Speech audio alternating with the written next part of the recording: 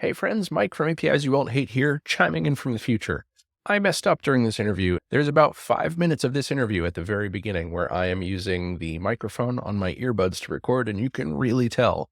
So I apologize for that in advance, but I promise I did my best to make it better using all the tools available at my disposal, using AI and Audacity and things like that to make the audio a little nicer. It's as good as it can be, roughly, given the skills that I have.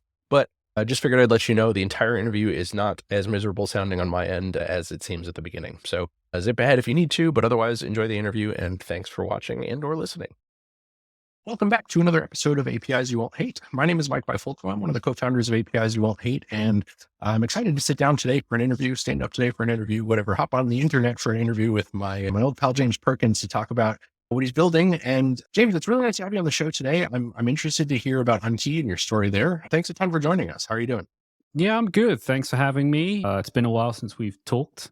I'm happy to be here, happy to chat about Unkey and what we're building and how we're trying to make APIs suck a lot less than they do most of the time. Oh, you found yourself in the right place then, I think, for that discussion. James, you and I have sort of a serendipitous internet relationship. I feel like every time I turn a corner online, you're poking your head around saying hi. I don't remember exactly where we met, but I know we crossed paths a bit while I was at Stripe doing developer relations there, and later while you were doing developer relations, and now you're starting and building a product. So I'd love maybe if you start just giving us like the lowdown on your career. How did you find your way to what you're doing now? And then we'll talk a little bit about Unkey. Yeah, for sure. So I've been around a really long time. I think if my co-founder listens to this, I'm really sorry, but I have to do this. So I've been around for 16 years. I started way back doing Java development for a few different companies.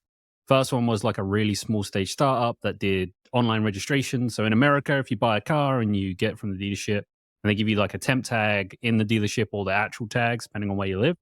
That software was built by me and a few people. And then I moved on to things like gambling and the lottery, did that for a while, did digital banking.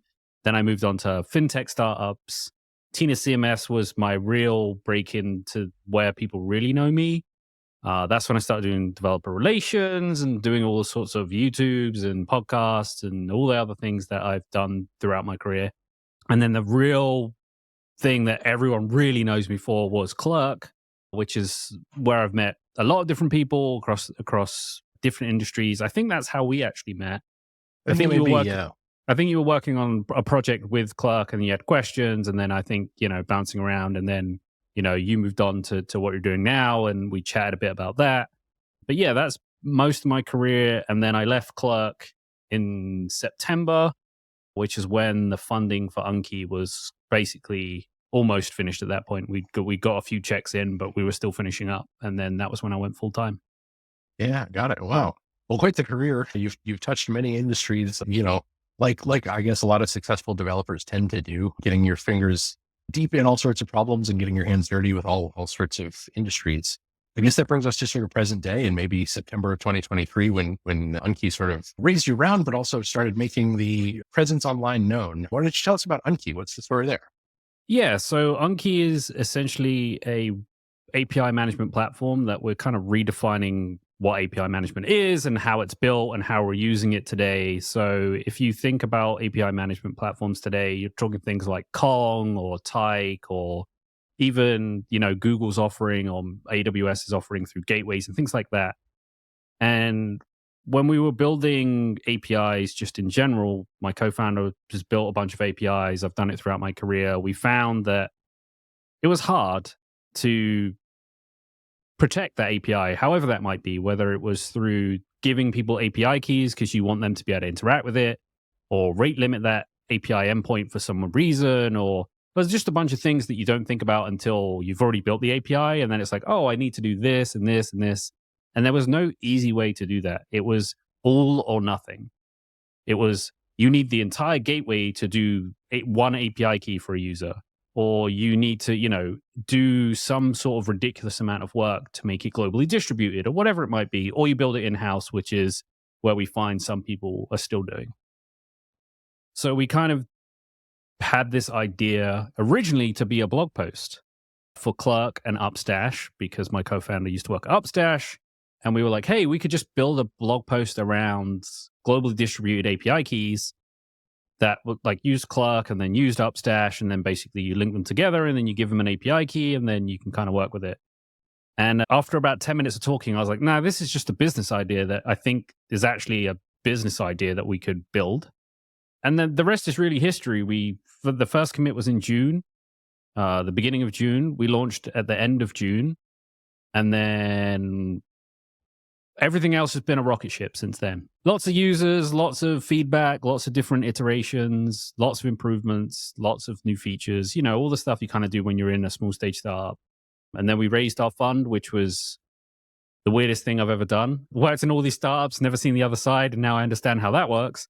Yeah, it was really, really crazy. And it was just like, let's try this out and see what happens kind of thing. And here we are today. So that rocket ship metaphor is definitely something that sounds apt given the path you've taken to get here. And I am also living on the raising money side of the founder story for the first time. So I can definitely relate to that. If you're listening to this and you haven't raised money for a project of your own at some point, it definitely changes the way you think about things and requires a project, a problem, an audience that can hit a certain level of scale. And so hopefully the rocket ship that you've now strapped yourself to is headed in a direction where that scale is really important and also something you can achieve, I guess. What I'm really curious about there then is like, this is a pretty big problem space. Like building API management is not a small rock in project manager parlance.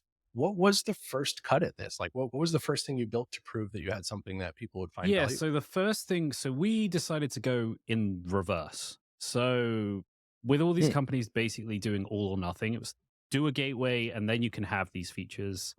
We decided that the best idea was to give people what they actually wanted, which was just API keys.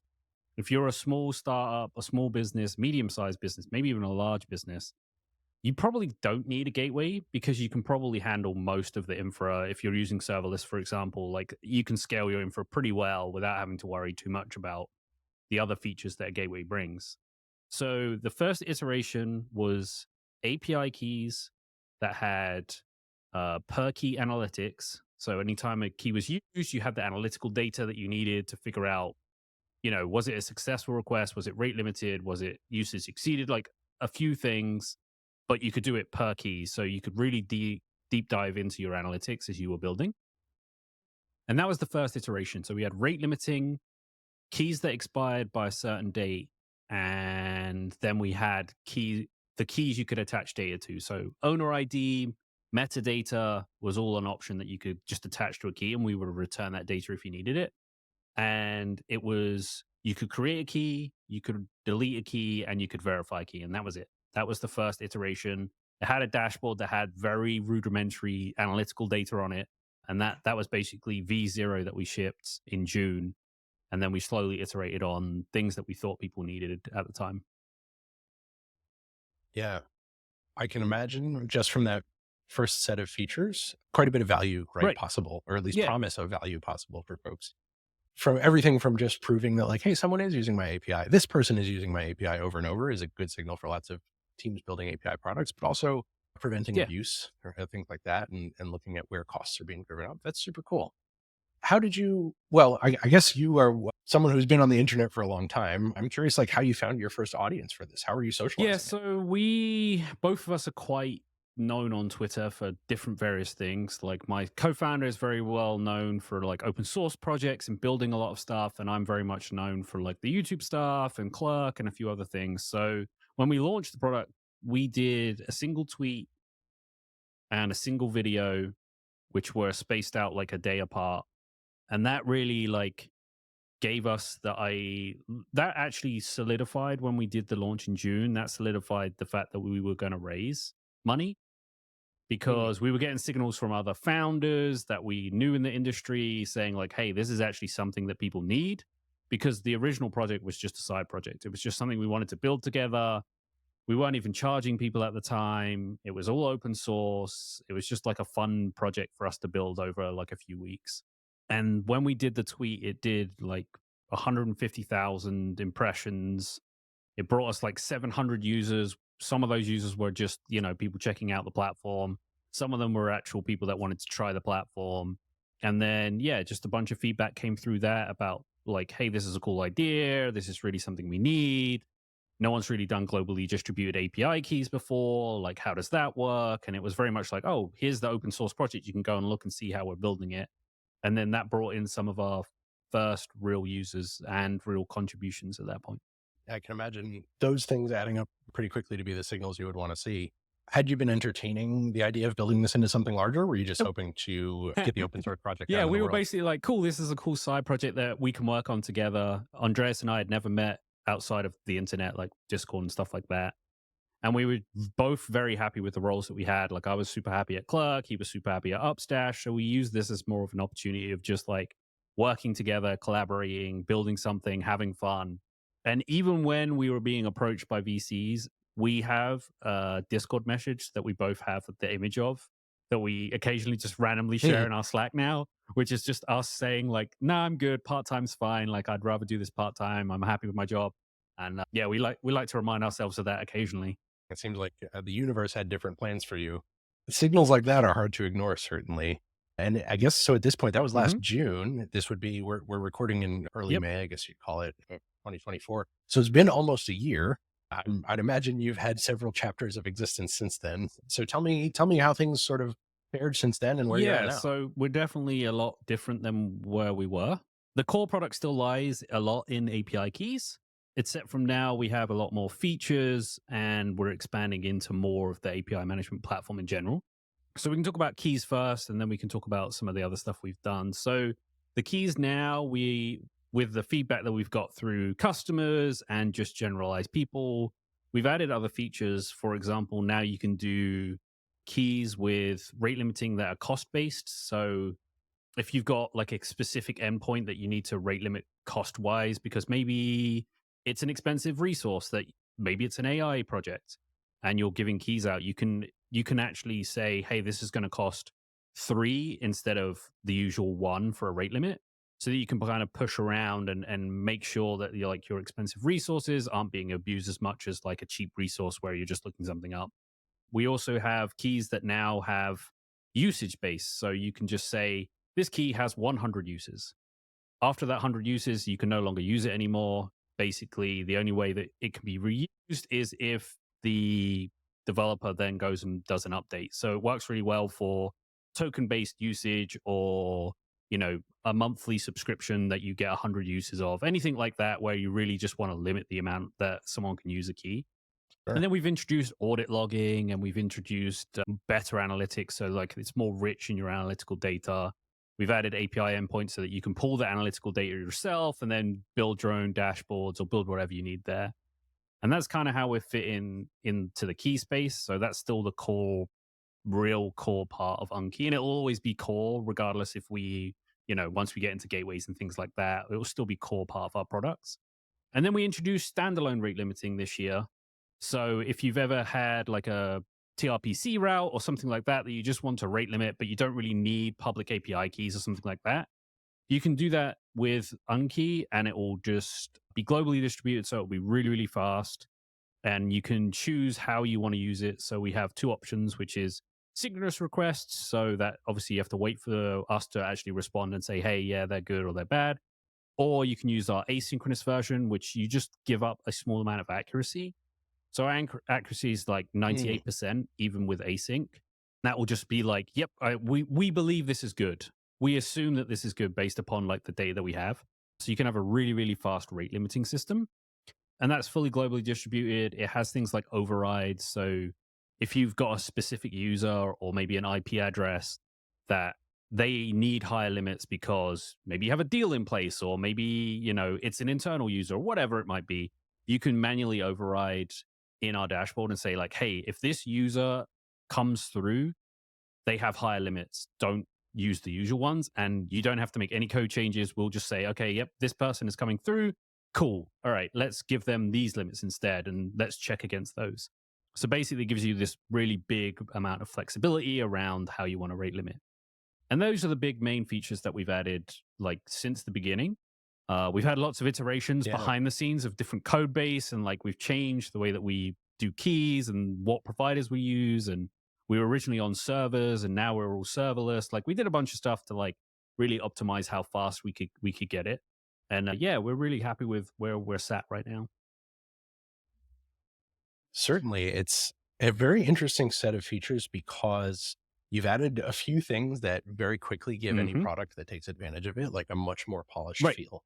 And from my perspective, they're pretty hard Hmm. to build. Those are things that you would probably need if I was going to build that from scratch for an API product. It would take dozens of hours of Yeah. engineering time and probably revisits every so often when I uncover a bug.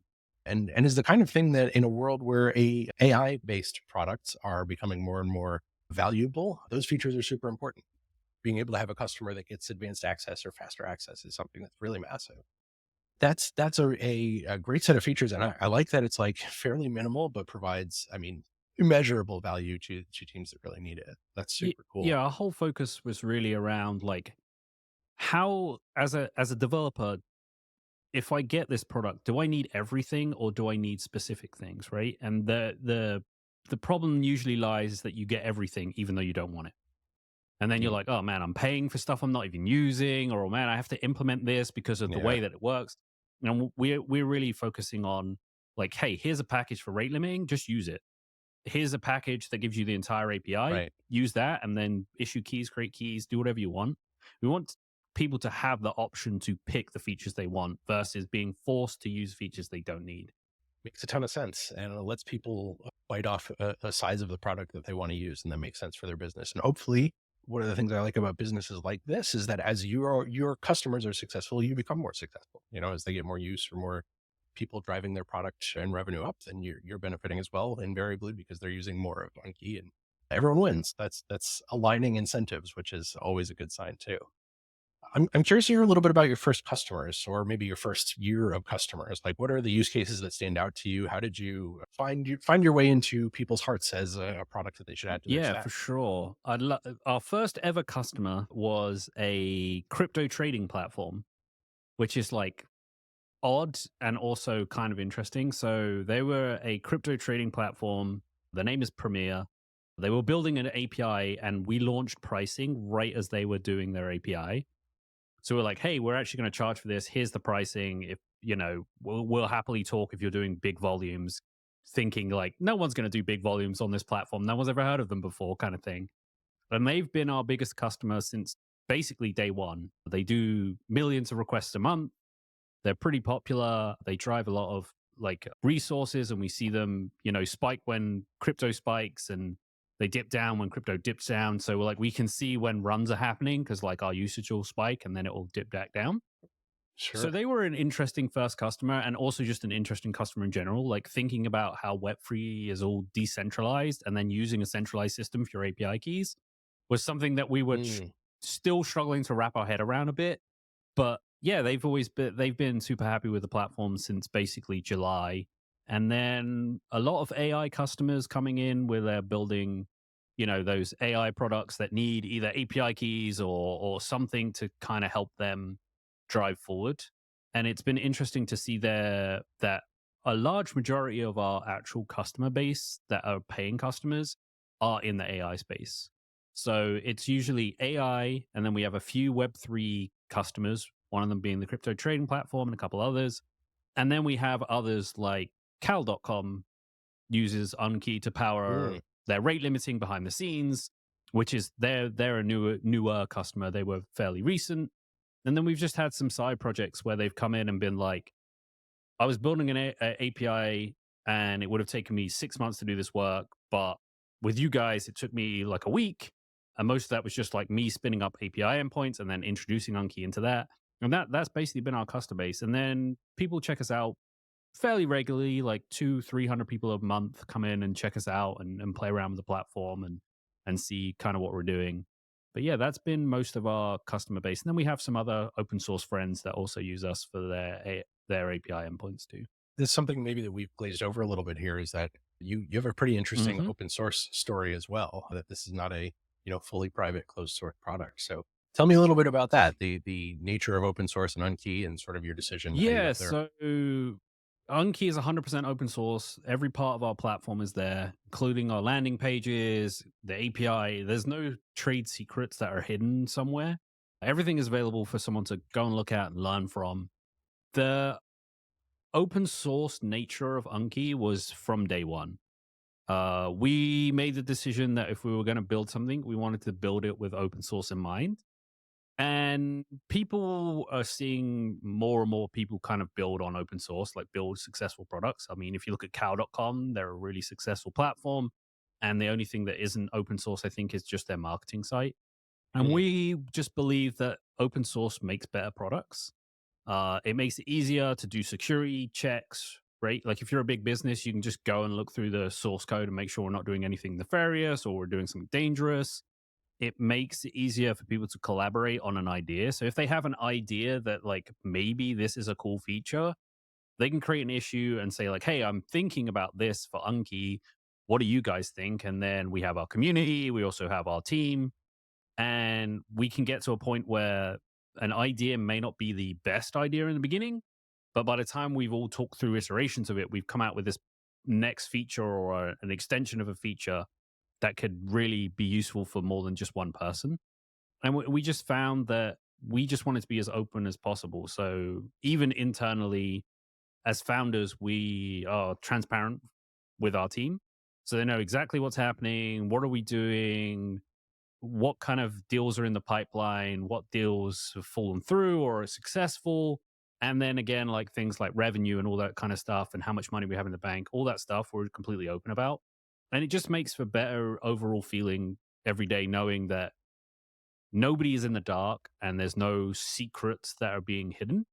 And we believe that works for software too. Building that way makes it really easy for someone to come and learn or contribute or whatever it might be.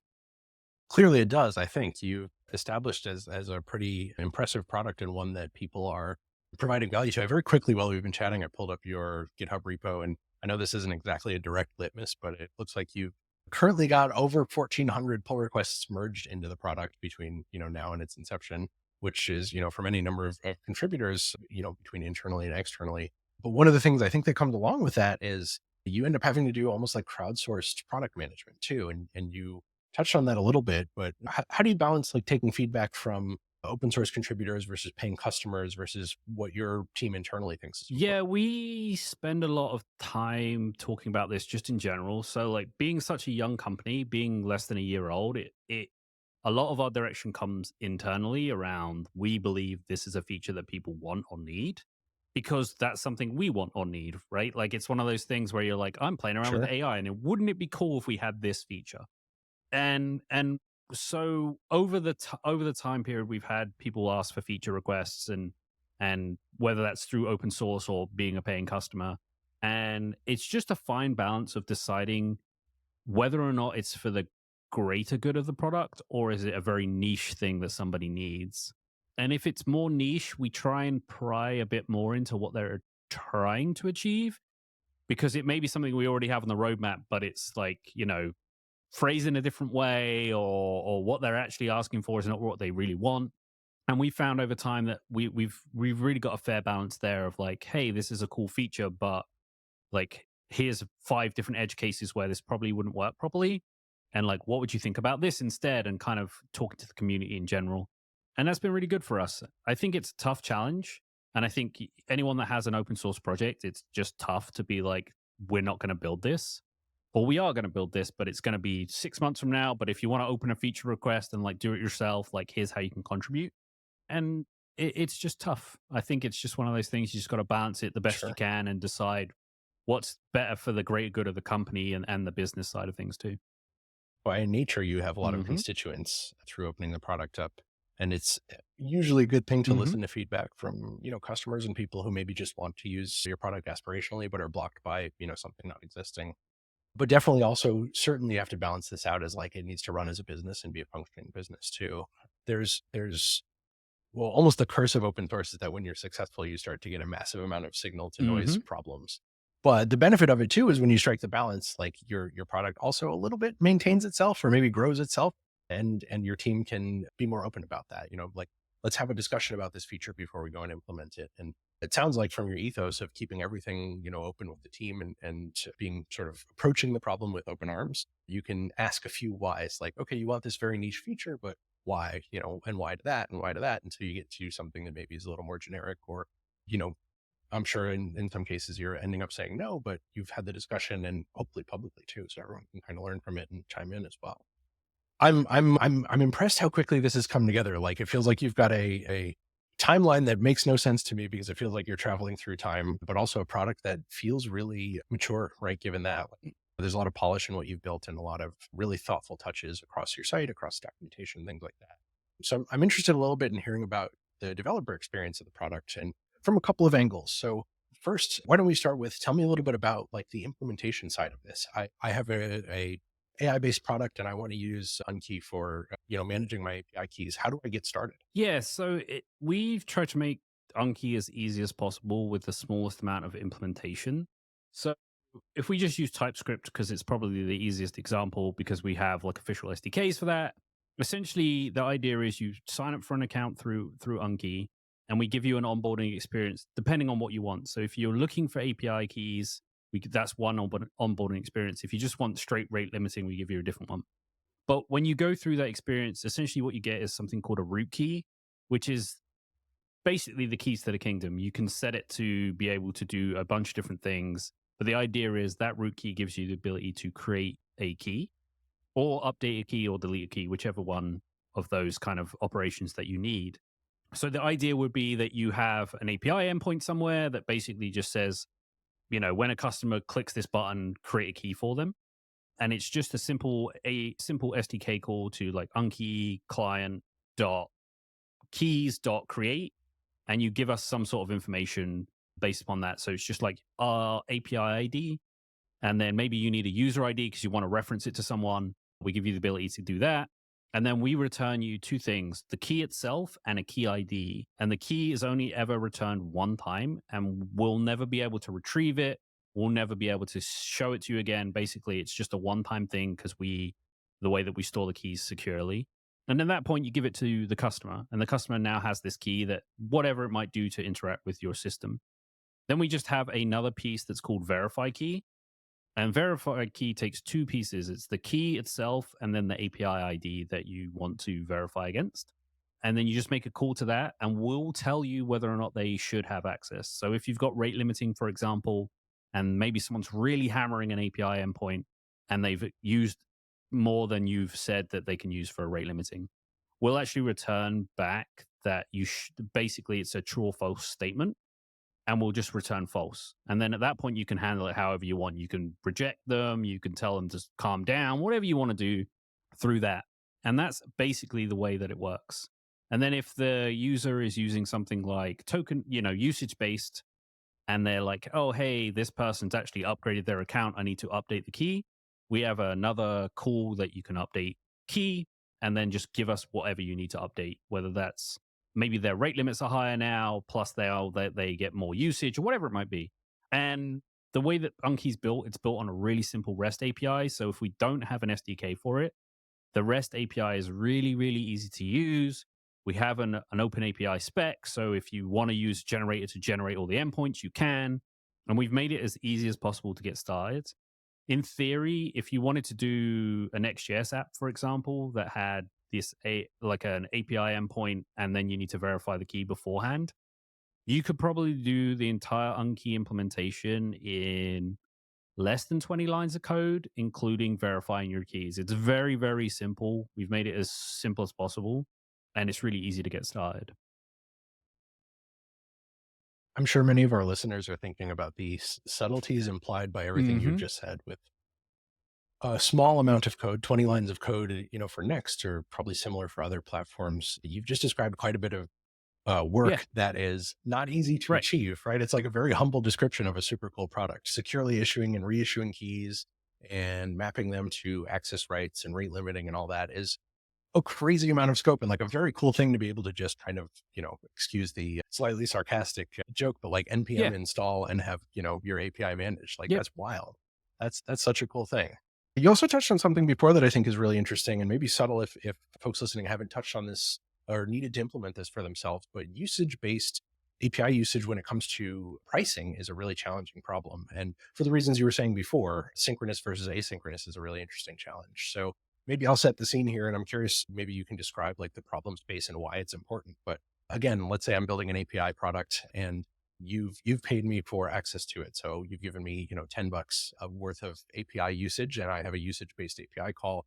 There are a few things that can happen as the value of your credits with me drain, having to do with like race conditions and depletion and refunding and all of those sorts of things with my account. So how do you convey all of that information to end users when you're measuring Yeah, usage? so it is very hard to do if you're not using something like Unkey, because usually it's like, oh, I have to use my database to basically store a token number that then I decrement and increment, and then I take the risk of like my DB being slow, and now they've burst through, and now they're in negative numbers. Like, how does that all kind of work?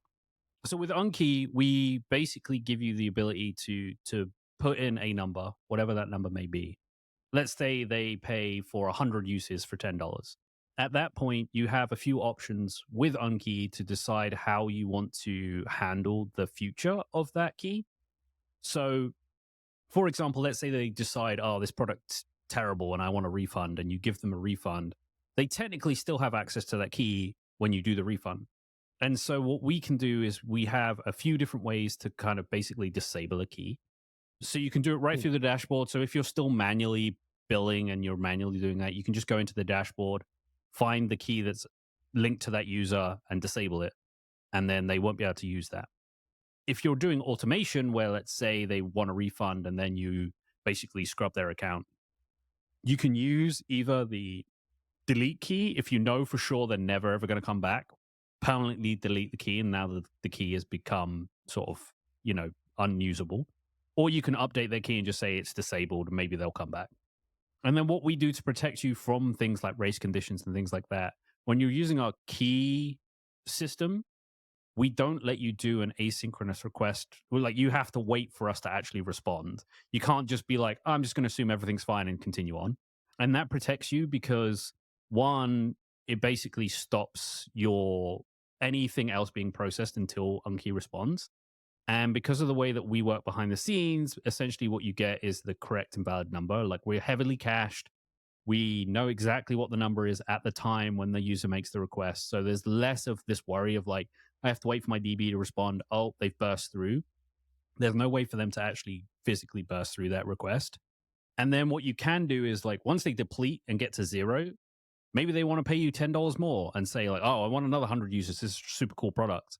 Well, you can do the same thing. So you can either manually just do an update call and say, give update remaining and say, give me 100 more.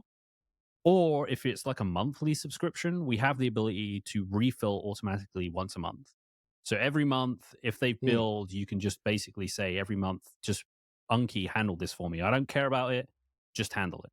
And that makes it really, really easy. And then the final piece to the puzzle is in the very near future, we'll have webhooks for you to hook into. So we can tell you this user has done this much usage if you're doing usage-based billing on your side, and we can send that to you in specific timeframes or usage-based or however you want to really do it, and so that you can bill via like 30-day invoices. So like, let's say it's similar to us where once a month you get a bill from us and we tell you how much you owe us. You can now do that with Unkey and not have to worry about implementing the entire thing on your stack, and use whatever billing partner you want: Stripe, Paddle, Lemon Squeezy, whatever it might be. I suppose that means somewhere under the covers, you're probably using Unkey to Oh manage yeah, Unkey. Unkey is built on Unkey. That is for sure. Yeah, we everything that we do is powered by Unkey. It's always the classic trope of like, Clerk is using Clerk behind the scenes, right? Like, if you go to Clerk's dashboard, you have to log in with Clerk to get into Clerk. It's the same thing for us. So when you like create your workspace and you create your API and you create that first root key, that root key is then using Unkey to actually build you a root key that you then use for a specific account. It's very similar to that. And then, like, when you do a verification, we verify that key against one of our own keys. That creates a Mm-hmm. paradox of API keys Mm-hmm. all the way down, but that's a great way to build the product, making sure that you're close to it and using it.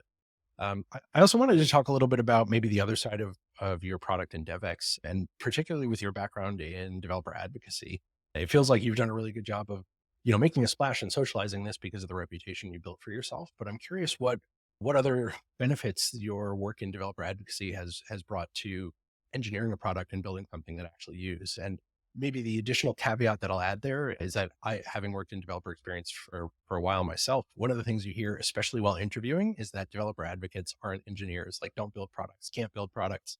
And I think that obviously is a trope and something that has a lot of faults to it, but it's something that also just doesn't get talked about, right? Like you have jumped from the world of talking about building for developers to building for developers, and now you've got a product that's out there. So yeah, tell me your secrets, man. I want to hear it all. Yeah, I think that classic trope of like dev advocacy never can build a product is something that I think was probably true when dev advocacy was new, right? Like it was just like more of an Fair. educational kind of part than it was about anything else, and less about being involved in like moving a product forward or pushing a product forward or helping engineering or whatever, helping customers. And because my development background was way before I was dev advocacy, that gave me some of that skill set immediately, right? Like I could build a product and don't have to worry. But I think having the background in dev advocacy and being unafraid to be open is something that's scary for a lot of founders, right? Like you see these cool products like Yeah. one time and then you never see or hear from them again. And then like 2 years later, you find out, oh, they shut the doors because they couldn't get another round of funding, or they just couldn't get traction in the space that they're in. And it's because you never see them actually doing anything on either social media or blog posts or being on podcasts, because they're afraid that whatever they put out in the world, that's the be all and end all. Like it's going to be cemented in history, and I can never go back on what I've said, or I can never change my mind, or I can never improve the product because we've said this thing. We took the opposite approach, which was just like, just even if we're in the middle of building something, just post it on social media and say like, hey, this is coming soon, or hey, we built this and it's like in alpha, like love some feedback. And then doing podcasts and blog posts about things that we have opinions on is a huge thing, because the internet is full of people's opinions, and having our own, as we've built this product, like we have a blog post that's about UUIDs and how like people use them wrong, and like this is how you should really try and use them, and here's why. And that post is still one of our biggest drivers to the product, and most of it comes from a place of like, either wow, this blog post is amazing, it's a really great read, and now I want to know more about products, or these guys have no idea what they're talking about. They've no experience. Like they're clearly wrong. And like, I have a really bad opinion about this, right? So like you have these two opposing opposite ideas, and we just don't care. We're just like, cool, thanks for coming and checking us out. Like that's your opinion. And you rightfully can have that opinion. And building all of Yeah. those things together kind of really helps kind of cement the product as a whole. And then having this engineering background and not being afraid to like be wrong about something. I'm nowhere close. My ability is nowhere close to my CTO's ability in engineering. So there's times where I'm just like, I don't know, just put this together and see what happens. And I push PR up, and he's like, "What are you doing? Like, none of this makes sense." And like, okay, well, let me go and try again, like kind of thing. And not being afraid to learn as we go, because a lot of the stuff that we Yeah. built, we had no idea what we were doing in the beginning. We're like, we think this is going to Sure. work, but we won't know until we try. And just being unafraid of that. And I think dev advocates are the perfect people for that too, because a lot of the time Yeah. you spend a lot of time building content or education or talking to people or whatever it might be, and there's a big chance that whatever you put out in the world, either people aren't going to like, they hate that, like they really love it, it's not very good, or it missed the mark completely. And being able to Yeah. like get back up and Yeah. be like, oh well, like we did our best with that one, let's move on, do another post or another video, whatever it might be. That's the same attitude that you need to have if you're going to build a product. It's just like, this might not Yeah. work, but let's give it a shot and see what happens. I love that. That's like a masterclass in both developer advocacy and startup founder school, kind of slammed together. There is, I feel like the one of the hidden superpowers of developer advocacy is learning to embrace opening and working Hmm. in the open and in public, and benefiting from the internet's magical superpower of every time you share something online, someone Hmm. smarter comes along and tells Yep. you why you're wrong. That's Yeah. Yeah. fantastic. Like as long as you look at that as, hey, I can learn from this, that's a superpower. That's a skill for sure. And I think a lot of founders, I mentor a handful of startup founders and kind of give advice to folks who are like early on in the journey. And one of the things that I think people miss out on a lot is that a lot of building a product, especially a developer focused product, is that you've got to love building it and rebuilding it and iterating. And like every step along the way is part of the thing. It can't just be like, I did it once, it's Yep. done. It's never done. And that's the fun part, right? You've got to learn to love that too. It seems like you've married the two together really well. And certainly your team has too. We actually haven't really talked about your team much apart from yourself and your co-founder, but how big is the team right now? What's the scale So you're at? we're 5 people total, including myself and Andreas. We have 2 engineers and then 1 design engineer who does both design and also a lot of front end work for us. Yeah, got it. Yeah. A small but hmm mighty team building something that's really, really pretty wild. Are you expanding at the moment? Are you We're not hiring? hiring right now. We just hired just recently, actually, April tonight, design engineer came on board. So we'll probably be hiring again kind of close to the end of the year. We definitely don't want to expand too far too early and then be like, well, I don't know what you can do right now because we're all doing these tiny pieces, Sure. or the scary worry of being a founder is like, what if we run out of money? I don't want to have to tell you, sorry, like you just got a job with us. Now we have to let you go. But yeah, we'll definitely be hiring kind of close to the end of the year again, which is when we started our first hire round. So probably like October, November, we'll probably start hiring again. Yeah, that's great. I will make sure, by the way, to include links to Unkey and to James and to all of the social everythings in the show notes, as well as actually the blog post you mentioned before. Before I let you go, I'm curious to hear what's next. Like, what are you thinking about? What's the next exciting feature around the Yeah, corner so for we y'all? have a couple of different things. So we're currently working on a special project for AI users. Essentially, the idea is semantic caching for AI. So the idea is that we can save Wow. you both money and also just speed and latency by using the same tech that we use behind the scenes, but give you the ability to really have some really nice responses if it's something that's already been asked before and you don't have to go and ask OpenAI the same thing or some variation of that. We're working on that right now. That should be released probably in June, if all goes to plan. And that will be our first real like push into kind of the gateway-esque product. And then the Hmm. really big thing in the next probably 12 months will be gateways in some variation, but gateways that developers can use instead of gateways that you need a whole DevOps team for. We want to make it really easy, a few clicks, gateway, or here's an API call, and now I have a gateway. That's the idea. We're pushing towards the same DevX experience that you get with the rest of the Unkey product. And then we just have a few more things coming. Like we have a cache package coming that's not really related to Unkey, but is where we can help you do a lot of like the heavy cache work in Cloudflare workers and things like that we use now. We're actually building that out to be just a standalone package that you can use for whatever you want and don't have to use Unkey. And then, yeah, it's just some generalized improvements, more analytical data for you guys to ingest and play around with. Ingestible audit logs is coming, so you can actually push stuff to Unkey and then do something with it afterwards. Lots of things just to try and help API development in general. There's never any shortage of new There, features to build, especially when you've got an audience of yep, excited there's devs. never a time where we're like, what should we build now? We definitely know that there's things to build and we're happy to build them.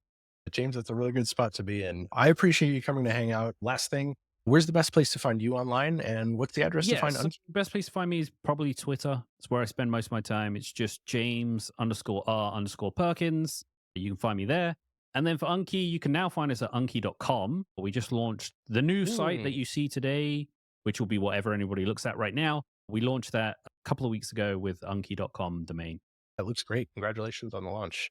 James Perkins, I am thrilled to be able to talk to you and super excited to hear about your story. Please come back anytime when you've got launches to chat through or things you want to ask the community, or if you're just interested in getting yelled at about open API specs, I can do that too. Thanks so much for joining me today. I really Thanks, appreciate it, Mike. Really James. appreciate you. All right, Bye. catch you soon.